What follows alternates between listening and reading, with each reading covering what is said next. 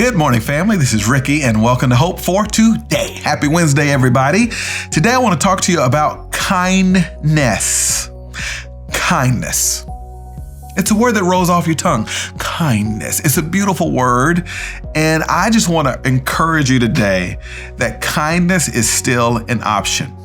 That kindness is still an option. Ours is a world that is bombarded with negativity. We turn on our phones and all we see is negative. We turn on our news reports and all we see is negative. We open up our newspaper, for those of us who still use them, and all we see is negative. And if you're not careful, the negativity will define how you show up in the world.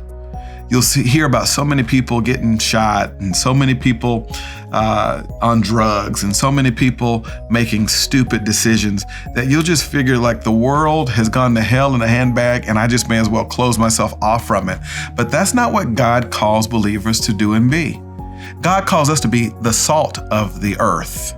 He calls you and I to be the light of the world, which means that even though, this world is a pretty jacked up place, God left us, the church here, to make a difference and to show somebody a better way.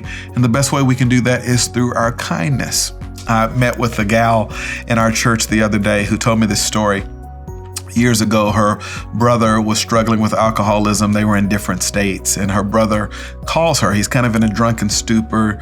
He's somewhere he knows not where. He can't drive, and he's just not sure what he's going to do.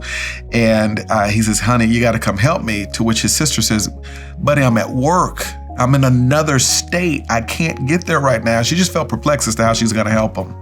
Well, she knew where her brother lived, and she just gets on the phone. These are the days when you can call an operator and get phone numbers. And so she calls the operator, and she says to the operator, "Operator, can you give me the names and numbers of as many churches that you can pull up?" The operator says, "Sure." And this sister in my congregation begins calling every church, asking if they could help her brother. And what was funny is she'd be on the phone and they would say, "Well, where is he? I don't even know exactly where he is. He was so drunk, I have no idea." Well, she gets home later that evening and she gets a phone call from a lady. Let's just call her Kathy. Kathy was one of the secretaries that she had spoken to that morning and didn't think anything would come of it. But Kathy calls, let's call her, Sally here at my church. And she says, "Ma'am, you called me this morning asking us to help your brother.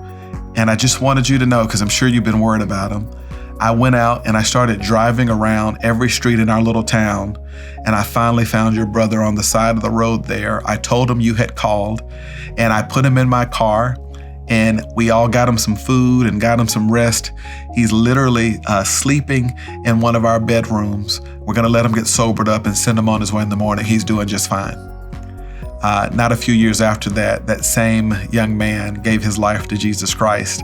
And I'm pretty darn sure it had something to do with that believer being kind enough to go looking for somebody she could help. Kindness is still an option. That's Hope for Today. I'll see you next time.